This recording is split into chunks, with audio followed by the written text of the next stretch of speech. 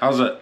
My name's Josh James, and I'm just gonna run you fellas and fellesses through some of the pros and cons of the LOWA boots. There's not really any cons. They are quite expensive, but in my opinion it's money well spent. I have had an ankle injury previously and I don't want to get another one, and one of my favourite things about these LOWAs is the support that they give on the ankles.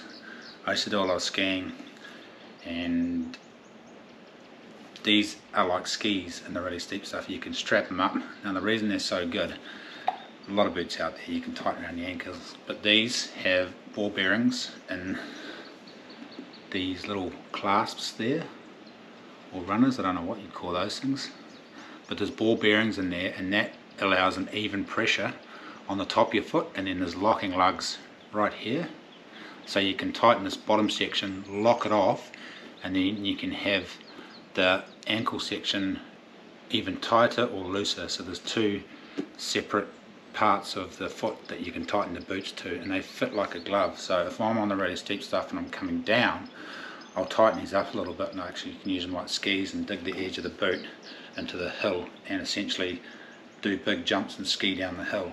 There's not many boots out there that will give that kind of support. Also, another really good feature on the LOWA is this locking lug in the middle of the tongue. That keeps the tongue centralised and stops it sliding off either way. You know, and sometimes you put a pair of boots on and that bloody tongue sneaks around there, and then you lose the support on the front. So that's probably my favourite feature of these boots, is you can do them up super tight in two different areas. Another really good feature is this rand. Now this rand does peel off because it's not a really heavy tight rand, and that gives the boot more flexibility, so they've got really good flex in the heel as well.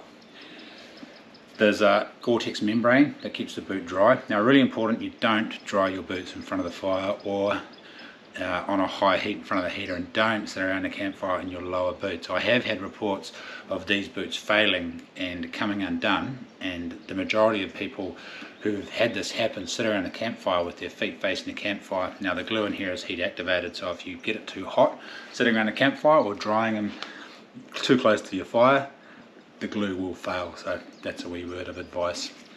These boots here, or this particular pair, 4 years old, so as you can see they've had a pretty rough life. The soles are getting a bit thin on there, but they're still handling the jandal. In fact, the heels have worn almost all the way through.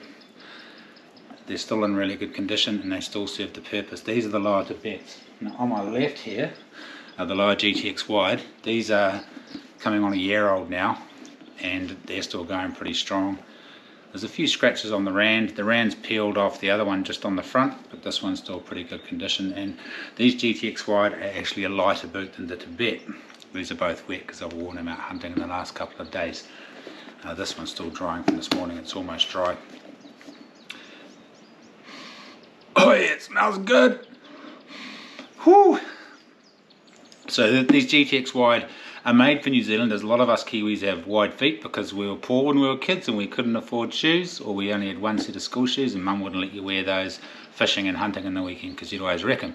So I don't know if you fellas are like me, but I kicked around in bare feet when I was a young shaver, and I still do wear bare feet a lot. And what that does, it widens our feet. Our feet splay out. So these boots were specifically made for the New Zealand market. They're wider than your average pair of LOWAs. So if you have trouble with boots, your toes get pinched or your feet get sore in the front, get some of these. Super comfortable. The other thing I really like about them is they don't need wearing in. As soon as you put these things on, they're comfortable. They're good to wear. You can go climb a mountain and shoot a Tahr with them. Previously I just wore gumboots all over the place, or real cheap hiking boots in the warehouse, and they wouldn't last very long. They didn't have very good grip, unlike these things with the Vibram soles. These are good on rocks, they're good on steep shaly stuff, they're good on grass and tussock. They've got really good grip, as you can see there. All these little fangs shaped like teeth that go back and dig into the hill, and on the other end they all go that way as well as the other way, so you've got good grip going up the hill and down the hill. These are just a really good all-round boot. Much better than the gumboots, and until I bought a good pair of boots I had no idea what they were like. I just slip and slide around the hill on my bloody gumboots, or my cheap hiking boots, or my other cheap boots that I'd get a couple of $100, $300 range. So they are expensive, but it's money well spent. Look after your feet, look after your ankles. They prevent injury, and they make you feel a lot better at the end of a long hard day. Cheer!